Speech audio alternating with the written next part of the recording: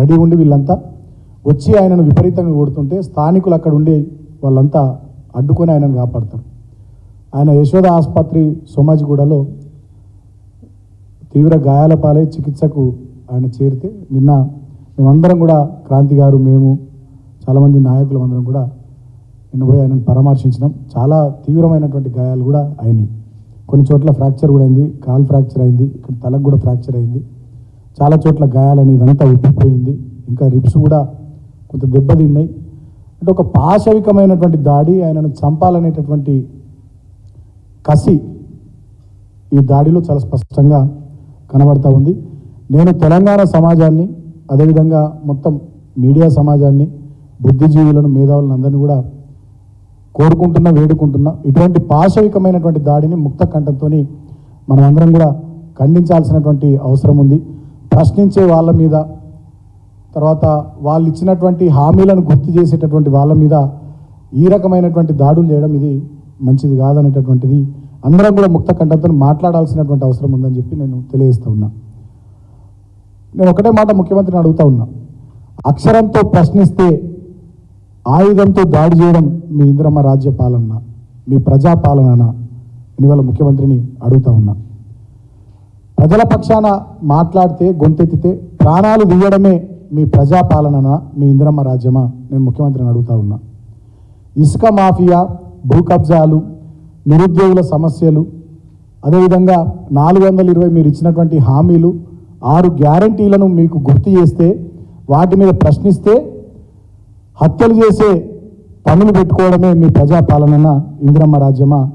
ఇవాళ ముఖ్యమంత్రి రేవంత్ రెడ్డి తెలంగాణ ప్రజానీకానికి సమాధానం చెప్పాల్సినటువంటి అవసరం ఉంది. మొన్నటికి మొన్న ఇదే కాంగ్రెస్ పార్టీ యొక్క పనితీరును, వాళ్ళు ఇచ్చినటువంటి మాటల్ని, హామీల్ని గుర్తు చేసినందుకు చిలుక ప్రవీణ్ అనేటటువంటి జర్నలిస్టు మీద కూడా దాడి చేసినారు. అదేవిధంగా ఇంకో జర్నలిస్టు రంజిత్ పైన సైబర్ క్రైమ్లో లేనిపోని కేసులు పెట్టినారు. అదేవిధంగా ఆకుల శ్రీనివాసరెడ్డి అని చెప్పి ఇంకో జర్నలిస్టు, సీనియర్ జర్నలిస్టు పైన అడ్డగోలుగా కేసులు పెట్టినారు. ఆయనకు కూడా ఫోన్లు చేసి బెదిరిస్తూ ఉన్నారు. ఇదే కాదు, రాష్ట్ర వ్యాప్తంగా వీళ్ళు గెలిచి 3 నెలలు కూడా కాలేదు, సుమారు 2600 పైచిలకు కేసులు బీఆర్ఎస్ పార్టీ నాయకులు, కార్యకర్తలు, మా పార్టీ సానుభూతి పరుల మీద జరిగినాయి. 3 నెలలు కూడా కాలేదు వీళ్ళు గెలిచి. ఈ ఇందిరమ్మ రాజ్యంలో, వీళ్ళ ప్రజాపాలనలో బీఆర్ఎస్ పార్టీ నాయకులు, కార్యకర్తలు, సానుభూతి పరులందరి మీద 2600 పైచిలకు కేసులు రాష్ట్ర వ్యాప్తంగా నమోదైనాయి. ఇదేనా ఇందిరమ్మ రాజ్యం? ఇదేనా మీ ప్రజాపాలన? వేలాది మంది కార్యకర్తల్ని పోలీస్ స్టేషన్లకు పిలిచి ఎస్ఐలు, సిఐలు, డిఎస్పీలు, ఏసీపీలు బెదిరిస్తున్నటువంటి సందర్భాలు. ఇది ఇందిరమ్మ రాజ్యం ప్రజాపాలన?